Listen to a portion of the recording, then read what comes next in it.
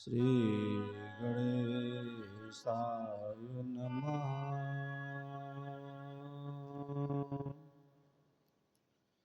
ध्येयं सदा परिभवग्नमभीष्टदोहम्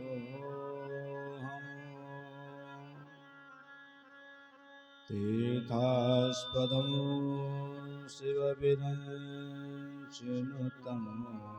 शरण्यं प्रत्यार्तिहं प्रणतपालभवादिपूतं वन्दे महापुरुषते चरणारविन्दम्। कृष्णाय वासुदेवाय देवकी नन्दनाय च नन्दगोपकुमाराय गोविन्दाय नमो नमः। माता रामो मत्पिता रामचन्द्रः स्वामी रामो मत्सखा रामचन्द्रः सर्वस्वं मे रामचन्द्रो दयालो नान्ये जाने देव जाने न जाने। मनोजवं मारुततुल्यवेगं जितेन्द्रियं बुद्धिमतां वरिष्ठम् वातात्मजं वानरयोतमुख्यं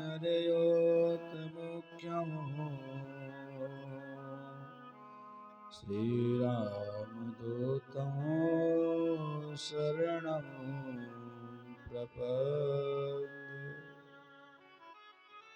गौराङ्गं रस्मयं नित्यं रसाचार्यं रसोत्सुकम् श्रीमद् रामहर्षणदेवाख्यं सद्गुरुं प्रणमाम्यहं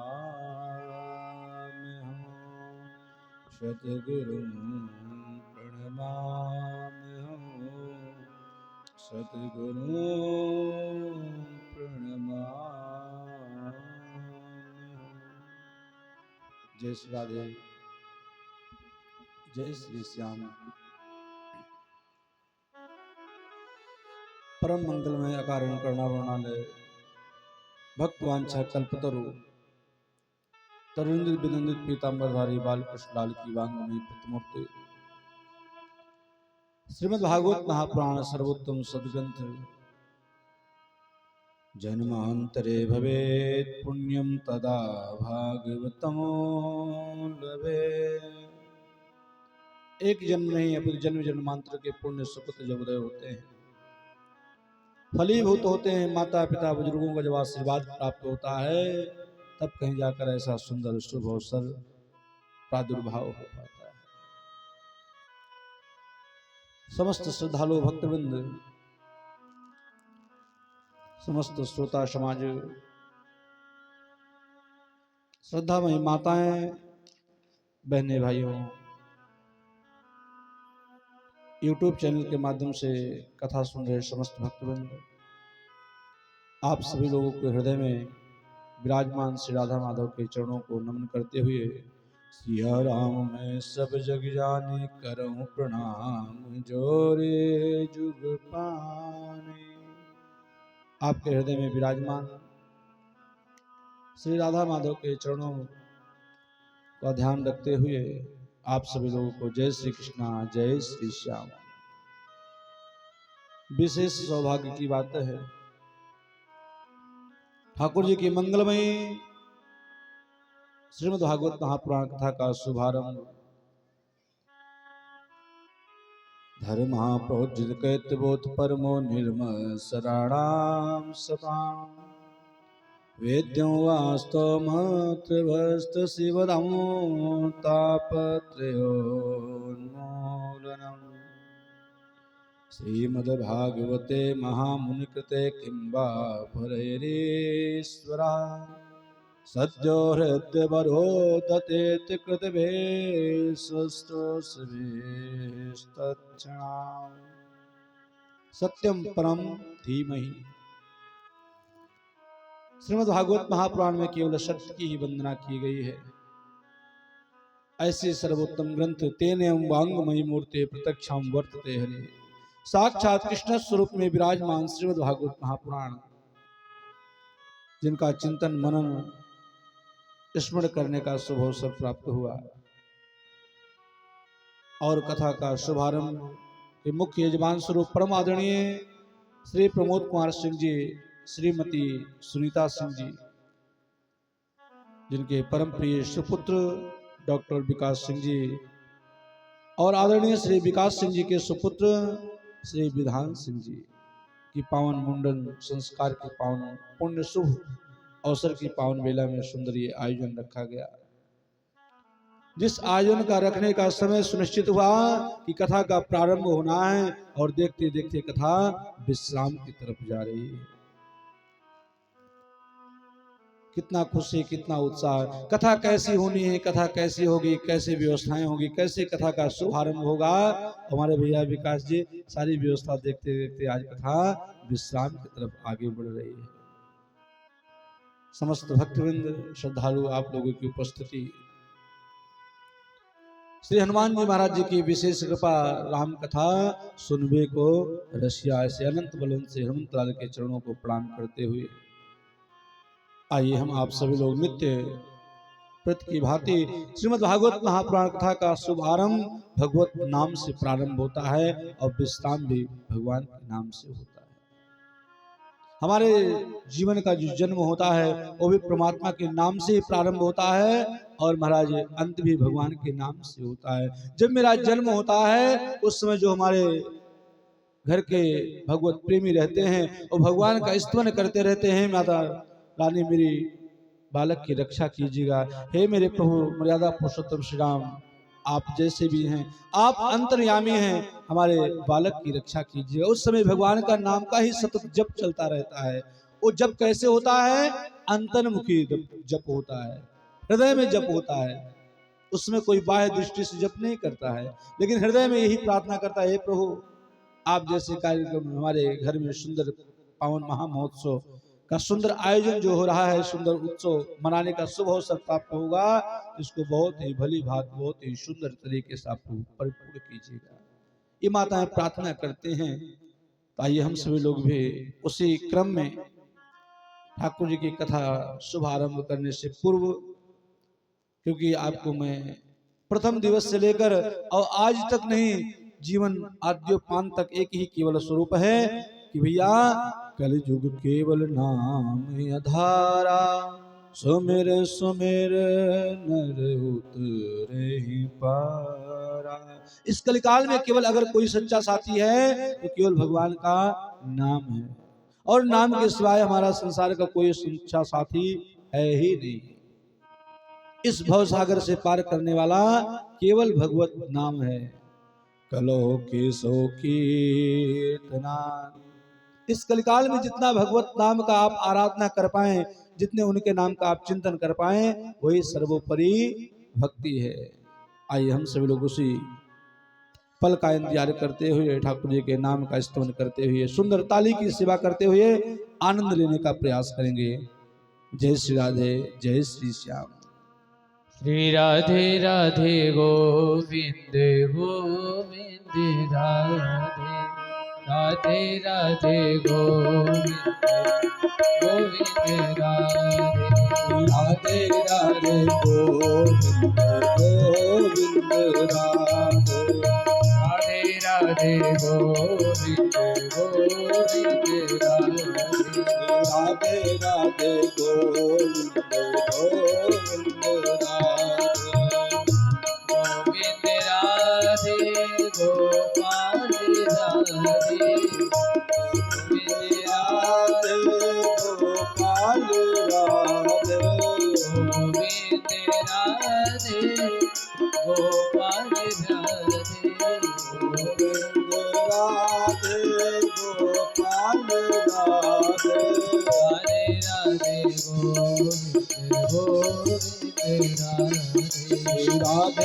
राधे गोविंद गोविंद राधे। राधे राधे गोविंद गोविंद राधे। राधे राधे गोविंद गोविंद राधे। गोविंद राधे गोपाल राधे। गोविंद राधे गोपाल राधे। गोविंद राधे गोपाल राधे। गोविंद राधे गोपाल राधे। गोविंद राधे गोपाल राधे। गोविंद राधे गोपाल राधे। राधे राधे गोविंद गोविंद राधे। श्री राधे राधे गोविंद गोविंद राधे। राधे राधे गोविंद गोविंद राधे। श्री राधे राधे गोविंद गोविंद राधे। गोविंद राधे गोपाल राधे।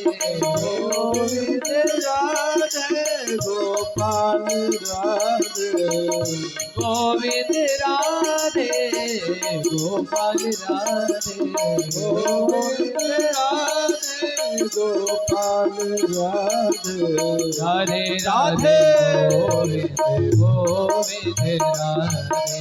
राधे राधे गोविंद गोविंद राधे।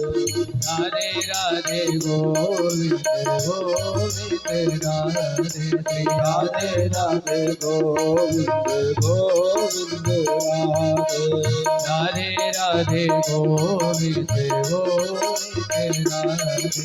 राधे राधे गोविंद गोविंद राधे। गोविंद राधे गोपाल राधे।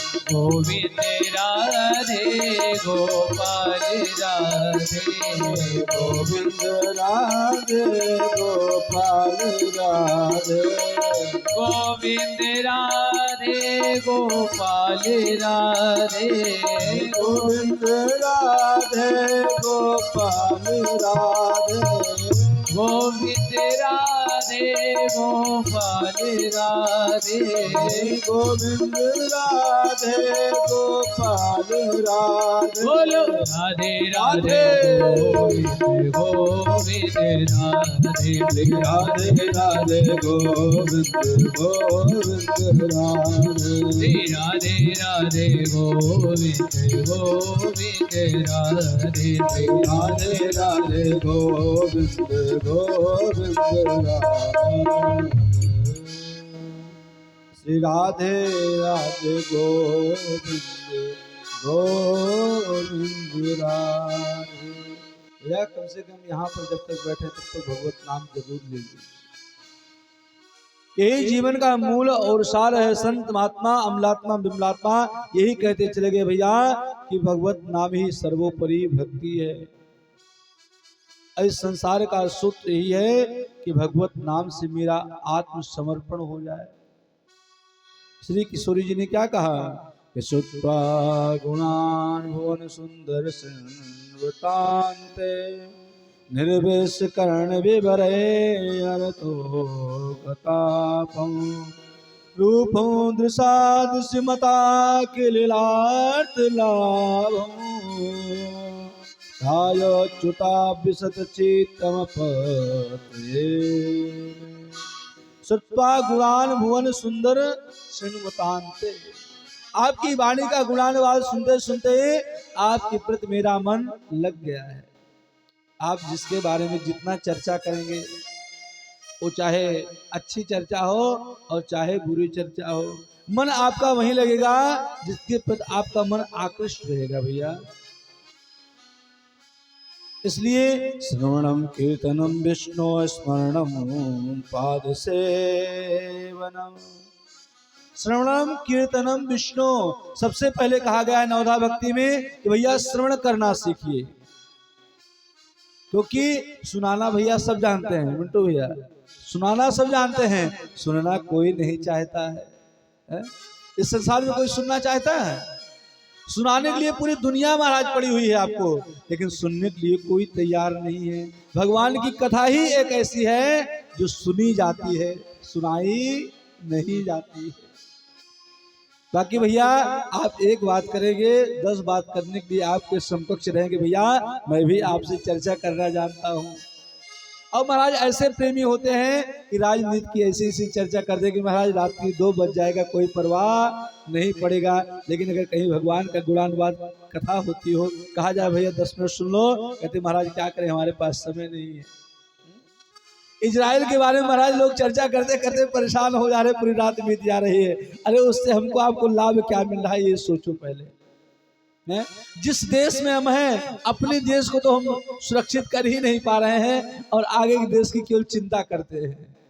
चिंता करने से कोई लाभ होने वाला नहीं है। चिंता वो करे जो उसके ऊपर अटैक कर सके, जो सामर्थ्य हो उसके बारे में चिंतन करे। भाई क्या करना है, हम लोग भैया झूठे लेना झूठे देना है, झूठ मूठ का केवल हम सुबह शाम चर्चाएं करते हैं और महाराज केवल फेसबुक पे अपनी उंगलियों को घिसते हैं, इंस्टाग्राम को देखते रहते हैं, लेकिन भगवान के नाम को गाने का समय नहीं है। भगवान के भजन करने के लिए हमारे पास समय नहीं है। बोले महाराज क्या करें, बड़ा विलंब हो गया उठने में। अरे आपको उठने में विलंब हो गया, भगवत नाम तो हर समय लो भैया। क्यों?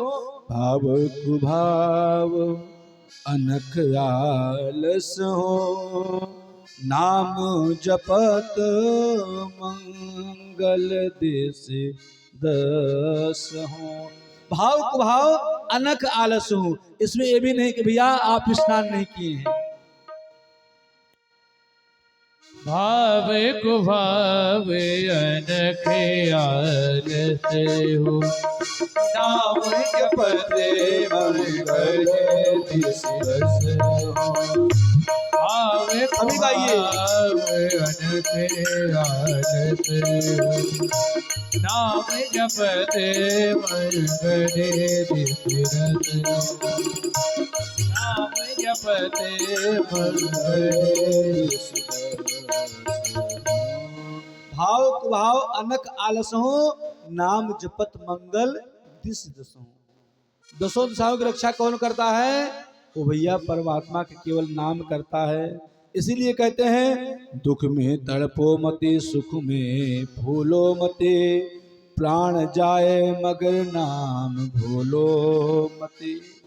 दुख में तड़पो मती और सुख में भैया भूलो मती, क्योंकि दुख में दुनिया सुमिरन भगवान की करते हैं। दुख में सुमिरन सब करे, सुख में करे न कोई। जो सुख में सुमिरन करे, तो दुख काहे को हो। जब हम आप दुख में चिंतन करेंगे भगवान का, तो महाराज सुख की कभी कोई दिक्कत आएगी नहीं। और जब सुख आ जाता है तो हम परमात्मा को अपने अलमारी में बिठा देते हैं। शंकर जी की पूजा कब होती है? जब भैया कष्ट आता है तो देवघर बाबा के घंटा बजाए जाते हैं। स्वामी अब आप ही मेरे प्राणाधार हैं, हे फूलमती मैया, अब आप ही हमारा कल्याण कीजिए। कब?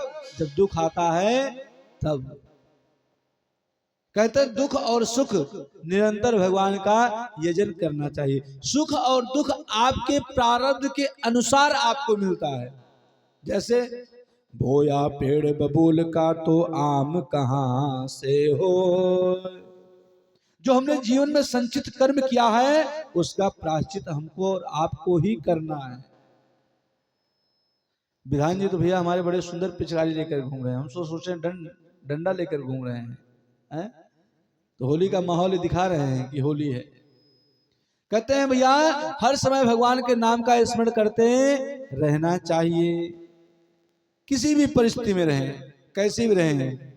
मुरली वाले को मन में रिझाते चलो, कृष्ण गोविंद गोपाल गाते चलो। नाम तो बड़ा सुंदर है, कृष्ण गोविंद गोपाल गाते चलो। हम देवघर महाराज गोपाल जी की स्तुति करते हैं और नाम भी है भैया गोपालपुर कुंवर नाम है। आप सभी भगवत प्रेमी हैं, भगवत भक्त हैं, भगवत अनुरागी हैं। जो भगवत प्रेमी होगा महाराज वही भगवान का गुणानुवाद गा सकता है, और सबके बस की बात नहीं है भगवान के गुणानुवाद को गाना। जिसके ऊपर भगवान कृपा करते हैं वही भगवान के गुणानुवाद को गा सकता है, नहीं तो महाराज चाहे कर भी नहीं कर सकता है कोई प्राणी, क्योंकि समय निकल जाता है और हम केवल पछताते रह जाते हैं। भैया समय आएगा तब हम भगवान का भजन करेंगे, और समय निकल जाता है हमको समय मिल नहीं पाता है। बोले कैसे? बोले पुरुष बलि नहीं होता है समय होत बलवान, भिलन लोटी गोपिका वही अर्जुन वही बाण। भैया समय किसी का नहीं होता, समय सबका आता है। बचपना से युवा, युवा से जवानी, और जवानी से बुढ़ापा, ये महाराज सबके साथ आता है। अब हम सोचें कि जब समय आएगा तो हम भगवान का भजन करेंगे, तो समय आने वाला नहीं है। समय से पहले ही हमको समय निकालना है। जैसे सारे कार्य के लिए आप समय निकालते हैं, ऐसे ही भगवान का भजन करने के लिए समय निकालिए। क्यों? इस संसार में हर प्राणी भैया दुखी है। कोई तन दुखी, कोई मन दुखी, कोई धन बिन रहत उदास, थोड़े थोड़े सब दुखी। पिंटू भैया, थोड़े थोड़े सब दुखी, सुखी राम के दास। राम के दास जो कभी ना होते उदास। इस संसार में हर प्राणी दुखी है महाराज। अब दुखी कोई है कि कोई ऐसा दुखी किसी से कोई कुछ कह नहीं सकता है, अपने अंदर ग्लानि करता है, अपने अंदर रोता है, और अपने आप को ही आत्म को समर्पण करके अपने आप को चुप करा लेता है। क्यों? समाज देखेगा तो मेरा हास परिहास करेगा, इसलिए समाज के सामने वो रो भी नहीं सकता है। लेकिन दुखी हर प्रकार से है, कोई न कोई किसी प्रकार से। कोई तन से पीड़ित है तो कोई धन से पीड़ित है, अब कोई तन धन दोनों है महाराज, तो मन से पीड़ित है लोग। भगवान ने सब कुछ भरा है लेकिन महाराज मन पवित्र नहीं है। कबीरा सब जग निर्धना, धनवंता नहीं कोई, धनवंता सोई जानिए, जापे राम नाम धन हो। धनवंता सोई जानिए, जापे राम नाम धन हो। भगवान का धन, भगवान के नाम का धन। तो भगवान के नाम का धन क्या है? संत महात्मा दिन रात क्या करते हैं? सीताराम सीताराम सीताराम सीताराम, भगवान का गुणानुवाद गाते हैं। पूरा जीवन निकाल देते महाराज गाते गाते, पूरे जीवन तपस्या करते करते निकाल देते हैं। यही सोचते हैं मेरा जो शरीर शांत होगा, कि भैया अपने शिष्य परिकर से कहते हैं कि सरजू महारानी की गोद में और श्री राम जन्मभूमि के अंतराल में मेरा शरीर शांत हो। लेकिन जब समय आता है तो महाराज जी पहुंच जाते हैं कहाँ? दिल्ली पहुंच जाते हैं महाराज, फिर लखनऊ पहुंच जाते हैं, और शरीर शांत हो जाता है, शरीर को फिर लाया जाता है। ठाकुर जी की लीला है। जिसको भगवान अपना बनाना चाहते हैं वही महाराज भगवान को बन सकता है, बाकी सबके बस की बात नहीं है। ये परमात्मा की बड़ी विचित्र लीला है। भगवान के नाम की महिमा भगवान से भी बड़ी है महाराज। तो सुंदर पायो जी मैंने सभी बड़े प्रेम से गाएंगे। राम रतन धन पायो, पायो जी मैंने राम रतन धन पायो, पायो जी मैंने राम रतन धन पायो, पायो जी मैंने राम रतन धन पायो। वस्तु अमोलक दी मेरे सद्गुरु, वस्तु अमोलक दी मेरे सद्गुरु, कृपा करी अपनायो। मैंने राम रतन धन पायो, पायो जी मैंने राम रतन धन पायो। खाली की सेवा करते हुए आप लोग भी गाइए। मीरा जी को परमात्मा मेरे महाराज सबसे बड़ा जीवन का रत्न और धन है यही कि भगवान के नाम की लीला है।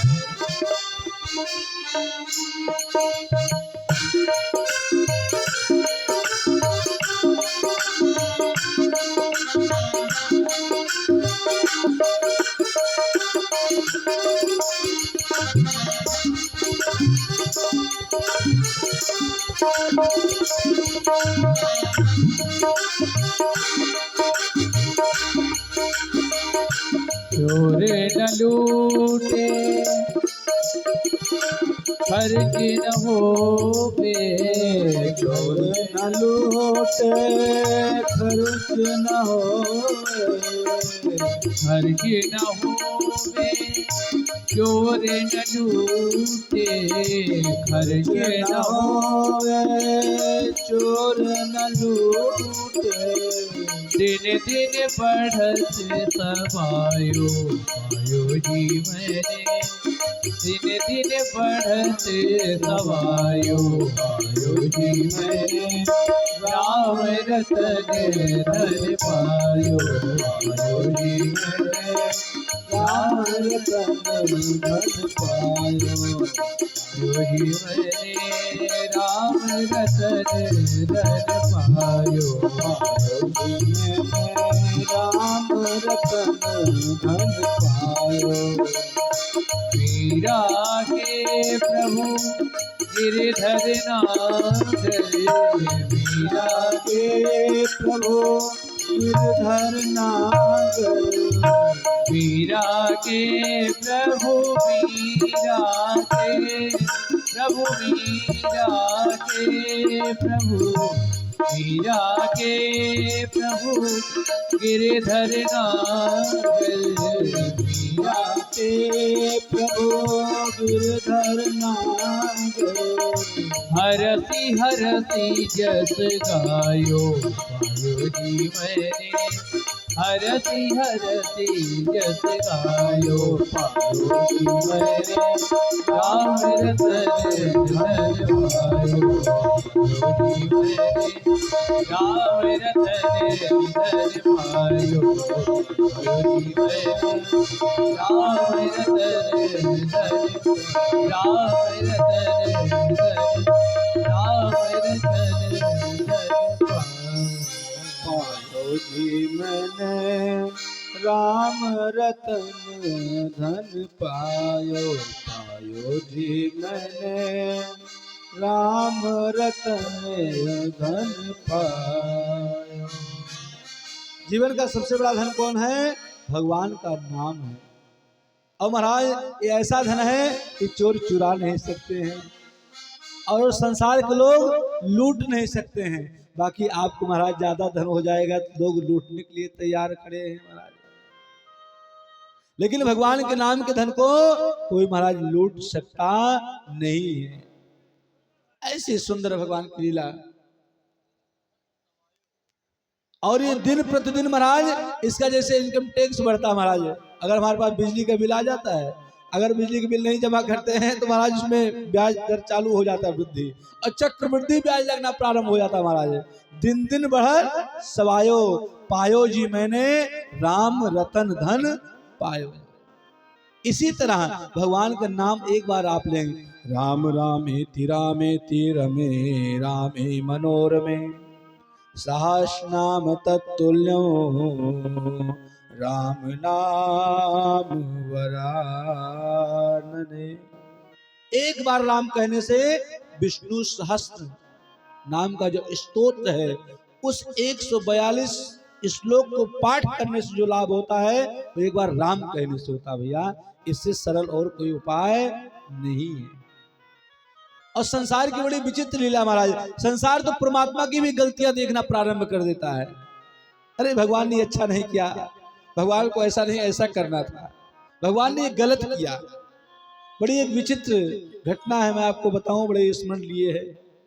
एक महाराज किसान थे, दो भाई, और दोनों बड़े प्रेमी थे। बोले भैया ऐसा करो, आप भगवान के भजन करते हैं? बोले हाँ। अब बोले हम भगवान का भजन नहीं करते हैं। आज हम लोग एक काम करेंगे, आज केवल भगवान की गलतियों की कमी केवल निकालने की, भगवान ने क्या क्या गलती किया संसार में। बोले चलो ठीक है भाई, जब भगवान की ही गलती निकालना है तो हम आपके अंदर क्या है सामर्थ्य। लेकिन उनके मन में विचार आया कि आज हम भगवान की कमियां निकालने के लिए आज यहाँ से निकलेंगे। बोले ठीक है। अब दोनों भाई वहां से निकले महाराज। जब निकले, अब दोनों का नाम भी बड़ा अच्छा था, नाम तो था राम और श्याम, दोनों भाई प्रेमी थे। बोले भैया राम, बोले हाँ भैया श्याम। बोले भगवान ने तो बहुत बड़ी गलती कर दी, नाम तो हमारा है। बोले कैसे? बोले हमको राम कहते हैं, आपको श्याम कहते हैं, और लेकिन संसार के लोग हमारा आपका ही गुणानुवाद गाते हैं। पहली गलती तो ये हुआ। बोले अच्छा, पहली गलती ये हुआ कि हमारा ही गुणानुवाद संसार के प्राणी गाते हैं। अब उनको ये क्या पता कि आज के 25 साल 50 साल पहले मेरा नाम मेरी माँ ने राम रखा है, मेरे पिता ने मेरा नाम श्याम रखा है। पहली गलती भगवान ने क्या की कि मेरा ही नाम ही महाराज पूरा संसार गा रहा है। फिर बोले देखो इतना सुंदर ये खेत है, और पहली गलती क्या है, इतना सुंदर खेत है और खेत में महाराज समय था कद्दू का। अब कद्दू को देखते हैं जो टहनियां होती हैं, इतना महाराज दुबला पतला, और कद्दू कितना बड़ा बड़ा भगवान ने कर दिया है। पहली गलती है, टहनियां कितनी छोटी छोटी। लौकी देखो महाराज, टहनी कितनी छोटी बेचारी, एक कनिष्ठिका के बराबर है, और लौकी महाराज इतने विशाल विशाल। तो भगवान ने दूसरी गलती ये कर दिया। बोले ठीक, डायरी लेकर लिखते जाना। बोले हाँ भैया हम लिख रहे हैं, अभी चलेंगे हम लोग राज दरबार में, तो इसी प्रस्ताव रखा जाएगा भाई भगवान ने ये गलती की। और संयोग से देखते देखते जब खूब दूर चले गए महाराज, उनको प्यास लग गई, और जब प्यास लग गई बहुत सारी कमियां भगवान के निकाले कि ऐसा नहीं ऐसा होना चाहिए था, ये इस तरह फसल नहीं इस तरह होना चाहिए था, ये जीवन ऐसा नहीं ऐसा होना चाहिए था। पशु पक्षियों को भगवान ने क्यों बनाया? अगर बनाए तो जीव जंतु ही क्यों बनाए? इनको क्यों नहीं मनुष्य बना दिए? और मनुष्य हम लोग को बनाए हैं तो किस लिए बनाए? बोले भाई कमियां पे कमियां निकल रही हैं। और संयोग से बेचारे जब थक गए पूरा दिन चलते चलते, तो महाराज महुआ के पेड़ के पास पहुंचे, इमली के पेड़ के पास पहुंचे, सारे पेड़ के पास पहुंचते गए। महुआ के पेड़ के पास देखो भगवान ने कितनी बड़ी कमी करी।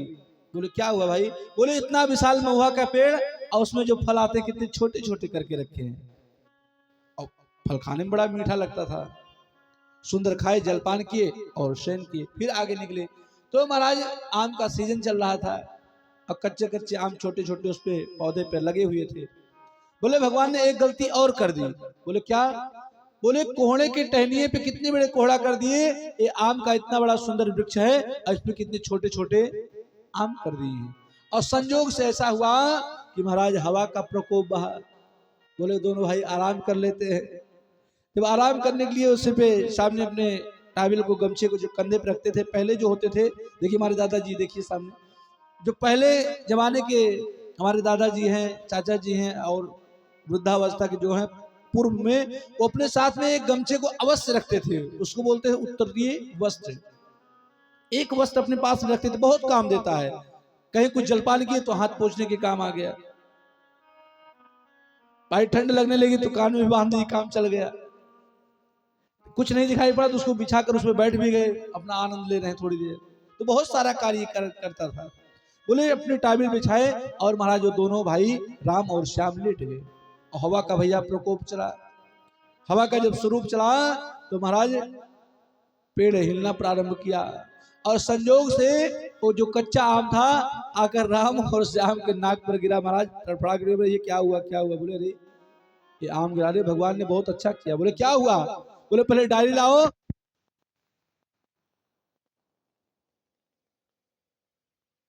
बोले हुआ क्या? अरे जीवन बच गया, यही सबसे बड़ा चीज हुआ। बोले क्या हुआ बताइए तो? पहले डायरी लाओ भैया, पेन लाओ, पहले भगवान की सारी कमियां को काटते हैं।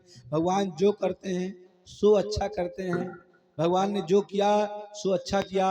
अरे भैया ये आम के पेड़ में अगर कहीं कोहड़े जैसे फल लग जाता तो आज तुम्हारा मेरा गोविंदाय नमो नमः हो जाता है।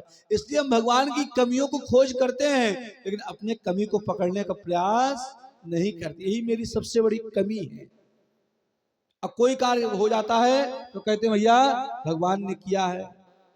मकान बन गया भगवान की कृपा से बन गया, नहीं, मकान मैंने बनवाया है, गाड़ी मैंने ली है। और महाराज कोई कार्य वैसा हो गया तो कहते हैं भैया भगवान ने किया है। बोलिए श्रीमद् भागवत महापुराण की जय, बांके बिहारी लाल की जय। अब महाराज सुंदर समय ऐसा संपस्थित हुआ भगवान का जब प्रथम विवाह कल आप सभी लोग सुने, रुक्मिणी मैया के साथ में हुआ और बड़ा ही सुंदर महाराज वहां आनंद मनाया जा रहा था, उत्सव मनाया जाता। समय व्यतीत हुआ और समय व्यतीत होने के पश्चात में अंतराल में व्यस्त जीवन यापन करते करते कामस्तु वासुदेवांशो दग्ध्या प्रागदुर्मन्युना देहो पतये भूयस्तमेव प्रतिपद्यता। भगवान का प्रथम विवाह रुक्मिणी के साथ हुआ और महाराज शतग्रस्त में जीवन रहते रहते प्रथम पुत्र महाराज प्रद्युम्न जी का जन्म हुआ।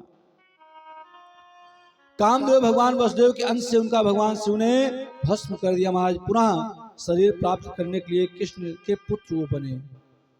जब यदुवंश कृष्ण अवतारा हुई है हरनि महामहि भारा, कृष्ण तनय हुई है पति तोरा, बचन अन्यथा होई न मोरा। महाराज सम्राट ने प्रद्युम्न जी का हरण कर लिया और समुद्र में फेंकवा दिया और बहुत बड़ी विशाल मछली श्री प्रद्युम्न जी को महाराज निकल गई और निकल गई मछली को मल्लाह ने मार दिया और उपहार को स्वरूप में अपनी राजा को प्रसन्नता के लिए सोचा अगर इतनी बड़ी मछली हम अपनी राजा को देंगे तो महाराज हमारे राजा प्रसन्न हो जाएंगे। तो सम्राट सूर्य के प्रसन्नता के कारण वो महाराज मछुआरा ले आकर उस मछली को सम्राट सूर्य के घर में दिया। जैसे ही सम्राट सूर्य के घर में दिया तो महाराज सम्राट सूर्य के यहाँ काम करती थी रसोइया जो काम करती थी वो दासी, महाराज उसका नाम था मायावती। क्या नाम था दासी का? मायावती। तो महाराज मायावती उत्तर प्रदेश वाली नहीं भैया, ये मायावती सम्राट सूर्य के यहाँ दासी थी, उसका नाम था। बोले महाराज काम करती थी दासी के स्वरूप में, बोले दासी को दे दो। अब महाराज जैसे ही दासी को मछली को दिया गया, अब जैसे ही मछली को दिया गया तो मत्स्य का जब महाराज भेदन किया दासी ने, उसमें सुंदर पुत्र का जन्म दिखाई पड़ा, सुंदर पुत्र का उत्पन्न हुआ और दासी के कोई पुत्र नहीं था। तो सम्राट सूर्य ने कहा इस पुत्र को आप ही इसका पालन पोषण करो और अपने परिवार के अनुरक्त अपने परिवार के स्वरूप में उसको बनाओ और रखो। बोले ठीक है। अब महाराज जो दासी जो मायावती थी महाराज धीरे धीरे कार्य करती रही, लेकिन देवर्षि नारद उसको बता दिए गए थे कि आपका पति के स्वरूप में ही आए हैं। बोले कैसे? बोले कामदेव व्रती थी, एक कामदेव हैं। भगवान शंकर ने जब महाराज तीसरा नेत्र खुला था उसमें जब भस्मीभूत हुए थे वही ये इस स्वरूप में आपके समकक्ष आ गए हैं। बोले अच्छा, सब कुछ बता दिया महाराज। जैसे प्रद्युम्न जी धीरे धीरे थोड़ा सा बड़े हुए फिर महाराज उस दासी का भाव बदलने लगा। कहा देवी तुम माता का भाव त्याग करके ये कैसे व्यवहार कर रहे हो, ये मुझे कुछ समझ में नहीं आ रहा है। तुम हमारी माँ हो और माँ जैसी व्यवहार करनी चाहिए। तब महाराज दासी ने अपनी सारी अथा व्यथा कथा सब सुनाई कि हमको देवर्षि नारद ने पहले ही बता दिया था, ऐसी ऐसी घटना घटी महाराज, ऐसे ऐसे जीवन में मेरे हुआ है। बोले जैसा व्यवहार क्यों कर रही हो? तब रति ने कहा भगवान नारायण सुता संभरेणा हृतो गृहान हम ते कृता पत्नियों रते कामो भगवान प्रभो। तब प्रद्युम्न जी सम्रासुर से जाकर महाराज ललकारा और युद्ध के लिए महाराज सम्रासुर का ललकार के उपस्थित हुए। बोले आओ सम्रासुर मुझसे युद्ध करो। भगवान से कौन युद्ध करने जो भगवान का पुत्र ही प्रद्युम्न, वो भी तो बलवान है। अब महाराज जैसे ही युद्ध करते हैं तो महाराज सम्रासुर का वध हो जाता है और पत्नी के साथ में द्वारिका लौट आते हैं। इधर भगवान सुखदेव कहते हैं राजन भगवान के और भी विवाह हुए। बोले अच्छा, बोले कौन से? बोले महाराज दूसरा विवाह हुआ। सत्राजित नाम का एक राजा था, उसके पास सेवंतक मणि जो भगवान सूर्य ने उन्हें दिया था, उस मणि की विशेषता थी महाराज नित्य वो 8 भार सोना देती थी। कितना देती थी? 8 भार, मतलब 8 कुंटल नहीं और ज्यादा महाराज, अधिक सोना डेली देती महाराज। जिस जैसे लोहे में महाराज स्पर्श करा दें तो वैसे महाराज वो सोना हो जाता है पारस को। इसी तरह महाराज वो 8 भार से ज्यादा सोना देती थी, भगवान सूर्य ने दिया था। भगवान ने उनसे वह मणि मांगी सत्राजित से, कितना सोना आप क्या करोगे? इस सोने को हमको दे दो, इससे राजकोष का राजभार चलेगा। सत्राजित ने मना कर दिया, कहा प्रभु हम इसको देने वाले नहीं हैं। बोले अरे आप सोना इतना क्या करोगे भाई, राजकोष में आ जाएगा। और देखिए अभी आपके घर में यहाँ सोना निकल जाए, कोई बता दे भैया आपकी जमीन में सोना है, और तुरंत महाराज सरकार का सारी व्यवस्थाएं आ जाएगी, आपका घर सरकार के बंदोबस्त में हो जाएगा तुरंत। बोले फिर, बोले अरे इतनी सोने को लेकर आप क्या करोगे, आप दे दोगे तो पूरे राजकोष का तैयारी होगा। सत्यजित ने मना कर दिया महाराज। जब सत्यजित ने इनकार कर दिया तो राजा ने मणि भगवान को देने से इनकार कर दिया। अब इधर महाराज सत्यजित के भाई प्रसेन उस मणि को पहनकर घूमने के लिए निकल गए। कहा? जंगल में शिकार करने के लिए। और जैसे शिकार करने के लिए प्रसेन जी गए और महाराज शिकार करते करते एक शेर ने प्रसेन को मार दिया। अब जब शेर ने प्रसेन को मार दिया, अब महाराज होता क्या है, अब प्रसेन जी को पता लगा कि महाराज मृत्यु हो गई, तो झूठे महाराज भगवान श्री कृष्ण को कलंक लग गया। और कहते हैं समाज में काजल से भी बड़ा कलंक क्या होता है, जीवन में कलंक होता है। काजल के तो छूट जाएगा महाराज, लेकिन अगर कलंक लग जाएगा जीवन में, एक नहीं एक दो महाराज खानदान तक कहेंगे अरे हम जानते हैं आप उन्हीं के बेटे हो, आप उन्हीं के वंशज हो। लोग प्रताड़ित करते हैं समाज में। आपके सामने जरूर कुछ ना कहें, वो बात अलग है, लेकिन आने वाले समय पर कह ही देते हैं अरे मैं जानता हूं आप कितने अच्छे हो, आपके खानदान के बारे में हमसे पूछो। कहने वाले कह देते हैं, क्योंकि कलंक कभी छूटता नहीं है। आपके सम्मुख ना कहें बात अलग है।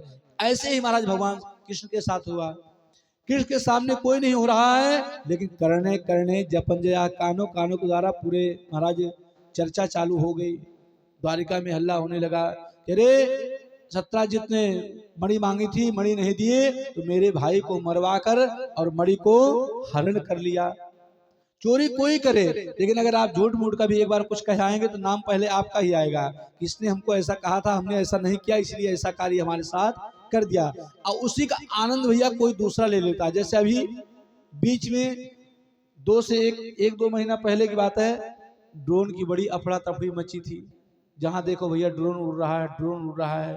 10 लोग आए, 5 लोग आए, जो महाराज वहां के चोर उचक्के थे आसपास को अपना उसी मामले में अपना काम साफ कर लिया। हाँ, वो अपना मामला उसी में साफ कर लिए, और बदनाम कौन हो रहा है, ड्रोन हो रहा है। और ड्रोन किस भूमिका से क्या कर रहा है उसको कोई नहीं सही कर पाया सही।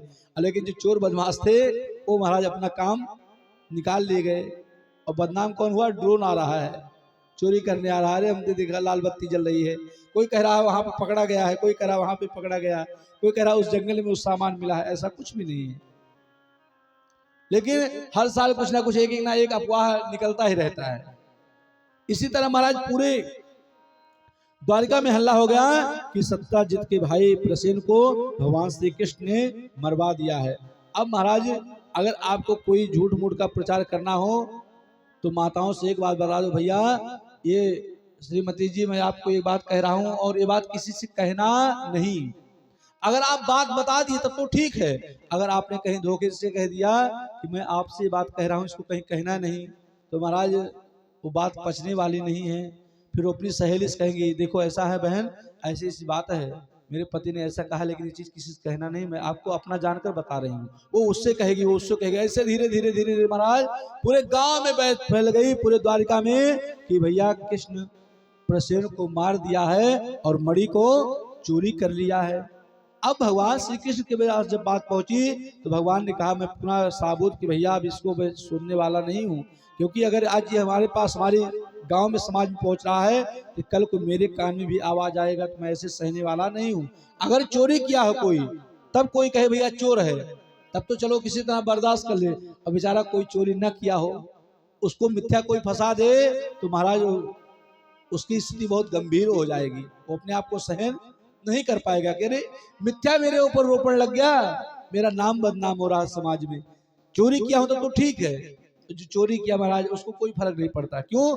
जैसे जेल में कितने लोग चोरी करके जाते हैं महाराज, फंसते हैं, मारे जाते हैं, और फिर छूटते हैं, फिर आकर वही कार्य करना प्रारंभ करते हैं। क्या छूट जाता है? छूटता नहीं, जिसकी जिसमें आदत बन जाती है। इसी तरह महाराज फिर बोले अब मैं इसका साबुत पता लगा कर आऊंगा। भगवान श्री कृष्ण अपने साथ में ग्वाल बाल अपनी मंडली को लिए, अपने सहपाठी को, और महाराज निकल गए पता करने के लिए द्वारिका में, भाई ऐसी बात क्या है। जब आगे देखते हैं जंगल में जहां पर प्रसेन जाते हैं शिकार करने के लिए, वहां देखते हैं शेर का नाखून दिखाई पड़ता है, और शेर के नाखून के आगे जब देखते हैं तो महाराज शेर मरा पड़ा हुआ दिखता है, तो वहां पर भालू का नाखून दिखाई पड़ता है। फिर महाराज जब और आगे बढ़ते गुफा में, जब आगे बढ़ते हैं भालू की गुफा में जब पहुंचते हैं तो महाराज भालू की पत्नी, भालू की पुत्री जामवती, वो महाराज उस मणि से खेल रही है। भगवान ने देखा, अरे ये तो मणि ये है। अब समझ में आया कि शेर को कौन मारा, भालू ने मारा। और भालू अपनी बेटी को दे दिया। क्यों भैया, जो कोई जोहरी होगा वही हीरा की पहचान कर पाएगा, बाकी आप मिट्टी में फेंक दो, कोई लेने वाला नहीं है। भाई सोना आजकल क्या है, चमकता क्या है, सोना ज्यादा, जो नकली सोना होता है वो ज्यादा चमकता है, सोना कम चमकता है। लेकिन जो महाराज नकली होता है वो विशेष महाराज चमक मारता है कि हाँ भैया ये तो आभूषण है, वास्तविकता वो रहता नहीं है। इसी तरह जो आजकल लोग नकली हैं वो ज्यादा चमकदार बने घूम रहे हैं, जो बेचारे असली हैं उनको कोई पूछता नहीं है। ऐसी सुंदर भाव महाराज मन में आया। बोले अच्छा अब क्या करें। इधर महाराज देखते हैं, जामवंत जी से पूछते हैं कि मुझसे युद्ध करो और ये मणि दो। बोलते हैं सरकार मैं युद्ध करूंगा, इसके बाद ही इस मणि को ले जा पाओगे। अब महाराज 27 दिन तक युद्ध चलता रहता है, युद्ध चलता रहता है। अब महाराज युद्ध कैसा होता है, सुबह सब ललकारते हैं कि चलो युद्ध करने के लिए चलते हैं, और शाम को जैसे सूर्य अस्त होता है फिर एक साथ में सब भोजन करते हैं, रात में खूब हास्य प्रयास करते हैं, और सुबह नाश्ता करने के बाद फिर महाराज ताल ठोक देते हैं। पहले आज जैसे युद्ध नहीं होता था कि महाराज आपके पीठ के पीछे आपके सामने रिवाल्वर रख दिए बात खत्म हो गया, नहीं, सामने ललकारते थे, अगर आपके दम है बाजुओं में आ जाओ, इस मैदान में युद्ध होने जा रहा है, आओ मैं तुमको परास्त करके दिखाता। तुम पहले इसको कहते थे महाराज बल, पौरुष बल कहते थे कि हम समाज के सामने ललकार कर महाराज लड़ते थे। आज तो महाराज चोर जैसे लोग मारने वाले तैयार हो गए इंसान को, जैसे चोर होता है ना भाई, आगे हम जा रहे हैं पीछे से कोई हमको मार दे कौन पता, तो आजकल चोर की भांति लोग मार रहे हैं। किसी के अंदर में जोर नहीं है, चोरी करके छुप के किसी को बहला फुसला कर, किसी को खिला पिला कर, ये क्या है, चोरी का ही जैसे है लक्षण। भाई अगर आपके अंदर भगवान ने योग दिया है तो आप ललकारो, ताल ठोक कर सामने सामने आ जाओ, तब समझ में आए कि आपके अंदर दम है। लेकिन भगवान ने भैया शाम को ऐसे जैसे 27 दिन तक युद्ध चलता रहा, सुबह शाम सुबह शाम सुबह शाम। तब जामवंत को याद आया, अरे प्रभु कहीं मेरे राघवेंद्र सरकार ही तो आप नहीं हैं। बोले हाँ हाँ मैं वही हूं। बोले क्यों, बोले जब रामादल में महाराज सारा कार्य हुआ उसमें सब अपना अपना मांग माने थे, महाराज हमारे साथ आओ। तो जामवंत से पूछे प्रभु राम, प्रभु आपको कुछ चाहिए जामवंत जी? बोले सरकार हम चाहते हैं आप में और हमारी थोड़ा दो दो हाथ हो जाए, मेरे हाथों की बाजुओं बंद की खुजली मिट नहीं रही है। क्यों, क्योंकि मुझसे बड़ा योद्धा यहाँ पर कोई दिखाई नहीं पड़ रहा है। तब भगवान ने उनको आशीर्वाद दिया था कि मेरा मर्यादा पुरुषोत्तम राम जी का अवतार है, मर्यादित है, इसलिए हम अगर यहाँ पर युद्ध करते हैं तो महाराज स्वामी और सेवक में युद्ध होगा, लोग महाराज हास्य प्रयास करेंगे, लेकिन आपके मन में जो बातें हैं इसको मैं द्वापर युग में जब मेरा अवतार होगा मैं जरूर परिपूर्ण करूंगा। महाराज वही जामवंत जी हैं। अब बोले सरकार ले जाइए, लेकिन इसके साथ में मेरी महाराज बिटिया को भी ले जाना पड़ेगा, जामवती को। अब भगवान के यहाँ विवाह, बोले कहाँ भालू की बेटी, तो भी रीचनी तो होगी। अब भगवान का तो निर्णय है। जामवंत बोले ले जा रहे हैं मणि को, सरकार ले जाइए, लेकिन मेरी बेटी को साथ में लेकर जाइए। भगवान से चलाक और कौन होगा। भगवान ऋषि को लेकर आए और ले आकर अपने महल से बाहर ही कहीं छुपा दिए, और रुक्मिणी जी के पास आए। बोले लक्ष्मी जी आप कैसे हैं, हाल चाल हुआ, हास्य प्रयास हुआ। बोले आज तो मैं बहुत बड़ा अनमोल रत्न पाया हूं। बोले क्या, बोले आप क्या हैं, आपके भी विशेष, आप जैसे नहीं आपसे श्रेष्ठ महाराज हमको विवाह हुआ मेरा। बोले अच्छा मेरे जैसे स्त्री? बोले हाँ, आप भी उसके सामने कुछ नहीं है। बोले भाई बात करते करते, और कोई महाराज पत्नी को सब प्रिय है, लेकिन अगर कोई पुरुष किसी पराई स्त्री का महाराज अगर एक भी वर्णन कर दे, महाराज डाल दो हुक्का पानी बंद, रोटी पानी सब बंद हो जाना है। अगर सही से आप भोजन करना चाहते हैं तो महाराज अपनी पत्नी के सामने किसी स्त्री के महाराज अगर आप बड़ाई किए, समझ लो आप अपने लिए कांटा बोना प्रारंभ कर दिए। अब भगवान यही लीला किए, भगवान की लीला है।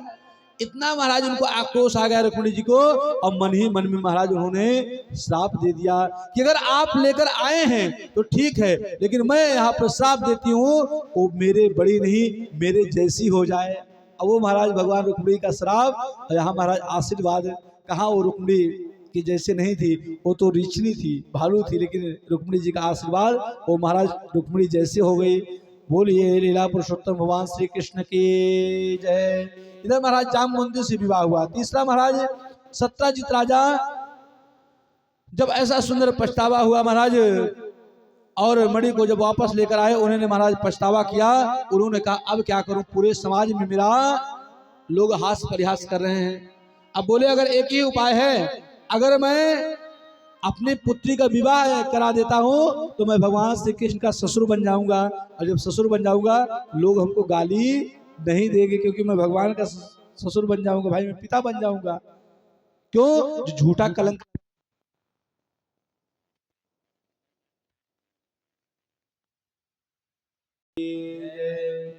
मन में महाराज विचार आया कि मैं ऐसा कार्य करता हूँ, जैसे सत्यजित ने किया कि अपनी बेटी को भगवान के साथ में महाराज विवाह का सुंदर स्वयंवर किया, और भगवान का विवाह संपन्न हुआ।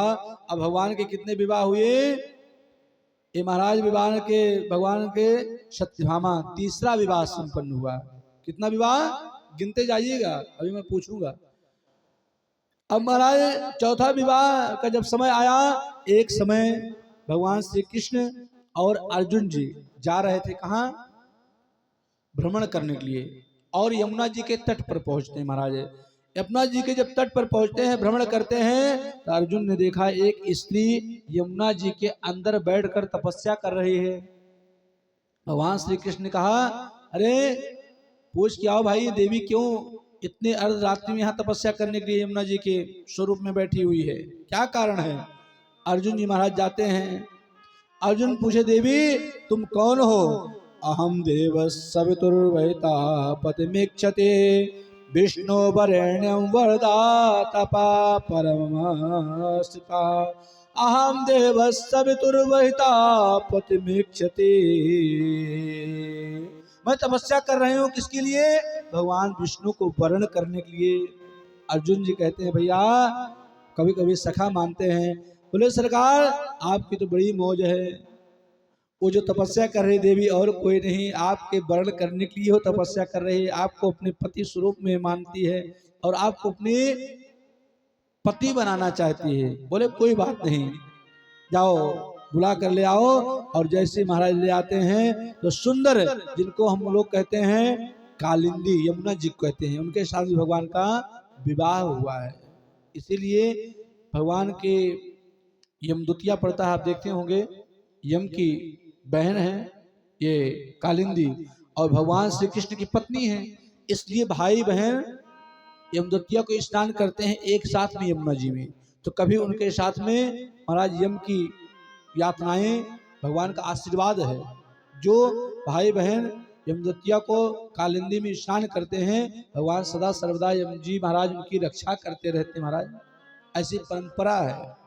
बोले फिर अब बोले महाराज भगवान का सुंदर ऐसा सुंदर आया, बिंद और अरविंद, जिनकी बहन का नाम था मित्रविंदा। बिंद और अरविंद, इनके बहन का नाम था महाराज मित्रविंदा। ये राजनैतिक में बहुत बलवान थे, बहुत श्रेष्ठ थे, बहुत योग्यवान थे। इन्होंने निर्णय किया था पूरे साम्राज्य में महाराज, पूरे पहले जो राजा महाराजा होते थे तो महाराज डिमडिम घोष बजवाते थे, पूरे नगर में डिमडिम घोष बजवाते थे कि जिसको महाराज ऐसा स्वयंवर मैं करने जा रहा हूँ, जिसके बाहुओं में बल हो वो आ जाए मेरी बहन से विवाह करने के लिए। और महाराज वहां युद्ध होता था, युद्ध में जब कोई जीतता था उसी से विवाह किया जाता था, जो हारता था महाराज को पलायन कर जाता था। उससे ये लगता था कि ये राजा बलशाली है और राजा कमजोर है, इसीलिए जो बलशाली हो उसी साथ में मैं अपनी बहन का विवाह करूंगा। ऐसा मन में उसने संकल्प किया। बिंद और अरविंद ने कहा महाराज मैं करूंगा। अपने बहन का विवाह दुर्योधन से करना चाहते थे, किंतु मित्रविंदा के स्वयंवर में भगवान श्री कृष्ण को चुना गया महाराज।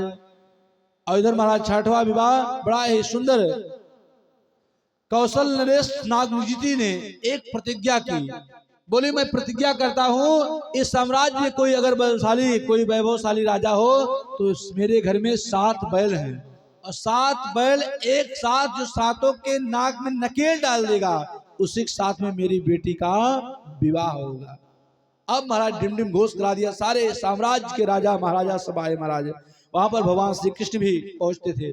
भगवान की लीला बड़ी विचित्र है, जहां पर राजा महाराजा पहुंचते थे महाराज वहां पर ये भी पहुंच जाते थे। अच्छा, आपके बाद में अगर महाराज प्रधान जी की मीटिंग होती हो, सारे प्रधान बीडीसी एक साथ में हो और कहीं विधायक जी का आगमन हो जाए तो प्रधान जी क्या करेंगे, सभी खड़े हो जाएंगे। और कहीं विधायक जी की सभा होती हो, महाराज सभा लगी हो और कहीं सांसद जगह कहीं महाराज मंत्री पहुंच जाए तो महाराज सारे विधायक सांसद अब अपने आप खड़े होकर अपने स्थान पर मंत्री का संभाषण सुनना प्रारंभ कर देंगे। और मंत्री कहीं मीटिंग होती हो और कहीं महाराज मुख्यमंत्री पहुंच जाए तो मंत्री अपने आप वहां पर महाराज मौनम स्वीकार लक्षण मौन हो जाएगा और महाराज प्रारंभ कर देगा अपनी भाषण देना। इसी तरह महाराज भगवान श्री कृष्ण जब पहुंचते थे तो सारे राजा महाराजा अपने आप ही महाराज चुप हो जाते थे। बोले क्यों? बोले सबसे बड़ा शक्तिशाली पहुंच गया है, अब इसके आगे हमारी आपकी दाल गलने वाली नहीं। महाराज पहले सावधान हो जाते थे। बोले अच्छा अब क्या करें? और महाराज जैसे ही प्रतिज्ञा पूर्ण किए तो सत्या देवी के नाम से भगवान का 6ठा विवाह हुआ महाराज। इधर श्रुतकीर्ति पुत्री भद्रा का भगवान का 7वां विवाह हुआ और 8वां विवाह लक्ष्मण से संपन्न हुआ महाराज। और भूमि पुत्र भौमासुर नरकासुर मार का महाराज भगवान का कैद खाने में बंद कर रखा था। जो भौमासुर था बहुत महाराज बलशाली था और बहुत योग्य था। इसने सारी इतना बेसुर था, मतलब भौमासुर उसका नाम है था, असुर जिसको कहते हैं। उसने संकल्प ले रखा था कि महाराज पूरे साम्राज्य में जितनी राजकुमारियां हैं सबको अपने कैद खाने में ले आकर बंद कर देता था, सबको एक साथ ले आकर बंद कर देता था। और उसने विचार किया था जब महाराज राजकुमारियां 16,108 हो जाएंगी उस समय मैं एक साथ सबके साथ में मैं विवाह करूंगा महाराज। उसके मन में ये संकल्प था, विचार में। वो ऐसे करते करते करते करते महाराज 16,100 राजकुमारियों को बंदी बना रखा था। जिस राज्य में जाए वहां से राजकुमारियों को हरण करके अपने बंदी गृह में डाल दे महाराज। ऐसे करते करते और सारी राजकुमारियां भगवान श्री कृष्ण का ही वहां से स्तमन करती थी, क्योंकि उनको पता था केवल इस बंदी गृह से कोई असुर आपके सामने लग जाए तो केवल भगवान ही रक्षा कर सकते हैं। तो आदमी अपने आप भगवान का गुणानुवाद गाता है। क्यों? क्योंकि केवल रक्षा करेंगे तो केवल परमात्मा करेंगे, परमात्मा के अलावा कोई मेरी रक्षा करने वाला इस संसार में नहीं है। सारी राजकुमारियां महाराज भगवान के स्तमन करती है, प्रभु इस भौमासुर के बंदी गृह से हमको छुड़ाओ, हे मेरे नाथ, हे मेरे प्राण प्रीतम, हे मेरे प्राणधन, इस भौमासुर के बंदी गृह से आप हमको छुड़ाओ, क्योंकि और कोई नहीं है, आप ही एक हमारे मालिक हैं, आप ही हमारे स्वरूप हैं। महाराज ऐसा करुणा विनय करती सारी वो कुमारियां, जो भी राजकुमारी थी महाराज जितनी भी थी सब अन्वय विनय करती। और भगवान को ये संदेश पता लगा कि भौमासुर बहुत बड़ा राक्षस है। वो महाराज 16,100 कुमारिकों को बंदी गृह में डाल रखा है। और महाराज भौमासुर का संहार करके भगवान ने महाराज सुंदर सबके साथ में जब उपस्थित हुए तो राजकुमारियों को कहा अब आप लोग इस बंधन गृह से आप छूट हो गए हैं, अब आप अपने अपने घर जा सकते हैं। सभी राजकुमारियों ने कहा सरकार अब हम क्या अपना मुख लेकर जाएंगे, अपना चेहरा हम अपने घर में क्या दिखाएंगे। समाज यही कहेगा कि भौमासुर के बंदी गृह में ये बंद थी इतने साल तक, समाज हमको जीने नहीं देगा। सरकार अगर हम जाते भी हैं अपने घर के लिए तो मेरा केवल एक ही बात है, या तो हम अपने आत्महत्या कर देंगे अपने प्राणों को, या तो आपके चरणों में हम रह सकते हैं, या तो अपने प्राणों को आत्महत्या कर सकते हैं। इसमें 2 ही स्वरूप हैं। अब आप बताइए कि हम आत्महत्या कर लें, अपने शरीर को शांत कर दें, कि आप हमको अपने दासी बनाएंगे और आपको हम पति स्वरूप में वर्ण कर लिए हैं। तो महाराज भगवान ने सुंदर सबको आदेश दिया एक साथ में एक ही स्वयंवर में 16,100 भगवान अपना स्वरूप बनाए और महाराज एक साथ में सबके साथ में विवाह संपन्न हुआ। तभी से भगवान का नाम हो गया कि 16,108 विवाह, जिसमें से भागवत जी में 8 पटरानियों का वर्णन है। 8 कौन है? पटरानी है। 8 पटरानियों का विवाह का वर्णन है। बाकी 16,100 वर्णन भौमासुर के जो बंदी गृह में बंद थी उन कुमारियों से भगवान ने आत्मसमर्पण किया। और भगवान तो महाराज आत्मा परमात्मा का मिलन था, इस संसार का मिलन नहीं था। वो हृदय से भगवान को करुण पुकार करती थी, भगवान का चिंतन करती थी, भगवान का स्मरण करती थी, इसलिए उनको भगवान मिले। जैसे जिसका हम चिंतन करते हैं महाराज, अभी महाराज आप यहाँ से जाते हो, रास्ते में सुनसान हो, शमशान हो महाराज कहीं, और झूठे ठूठ मूठ का कोई ठूठ वहां पर लगा हो, और आप सुंदर धोती पहने हो महाराज, अचला पहने हो, है? और कहीं जाते जाते महाराज उस ठूठ पर महाराज आपका कहीं धोती कपड़ा कोई चीज महाराज फंस गया हो, और आपका हनुमान चालीसा जय हनुमान ज्ञान सागर जय कपिस्ति लोक उजागर इतना तेज चलेगा महाराज कि भूत पिशाच निकट नहीं आवे, महावीर जब नाम सुनावे ना से रोग हरे सब पीरा जपत निरंतर हनुमत बीरा। कब? जब महाराज शमशान घाट के समीपस्थ पहुंचेंगे अपने आप याद आ जाएगा, भैया यहाँ तो भूत रहता है? भगवान रहता ये याद नहीं आएगा, लेकिन भूत रहता ये याद जरूर आ जाएगा।